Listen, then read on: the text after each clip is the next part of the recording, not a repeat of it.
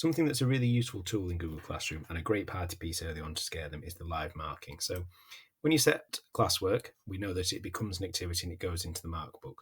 Now, while it's in the mark book, it's a live task. You can see what children or students are doing on it at any time. So I'm going to go into this piece of work that I've set and see how it's getting on. So view submission, so I can actually have a look at what they're doing as they are working. So this was an activity where they've got a worksheet to fill out. It was given as a template and it's assigned. Now, when they've decided that they're finished, they have to submit it and turn it into you, a bit like handing their book in. So I can see where they're up to. So they could be on this screen right now and I could start giving them private comments about it.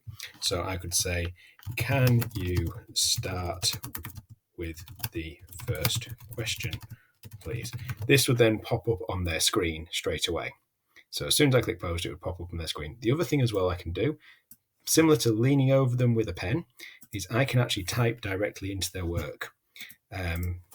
So I could click in here and say, is this what you expected? Okay, so I can add comments to their work while they're working. So it'll pop up and I can actually start typing on them. I could correct and adjust spelling as they go along as well. Now, I've also got the option, if I go up here, I can actually start cycling between different members of the class. So I can start, similar to flicking through a pile of books, I can be looking as they're working and just flicking through them, seeing how they're getting on. I could bring this from the big screen or I could have it minimized and I can see what's happening as they are working. So I can look on my screen and see what's happening in theirs. That is a really, really powerful tool, and it's quite unnerving first time, but then generally they quite like knowing that you can see what they're doing. Once they've submitted it, that will change up there to submitted, and then return is equivalent of you giving their book back and saying, well, no, actually, hang on, try that again, please. You haven't looked at this. Marking is where if you decide it's out of 100, you can decide what this piece of work is worth. I mean, that's dependent on how you want to do it in the class or how you want to raise the system.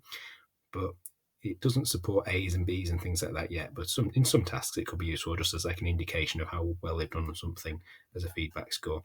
So that is how to access the live marking side of things. Obviously, when they've finished, you can sit down on your own after the lesson and look at things and they can still feed back to them. But the being on it while they're working on it at the same time and them seeing their work change and your comments appear is quite a powerful tool to use. So have fun with it and enjoy exploring it the first few times you use it.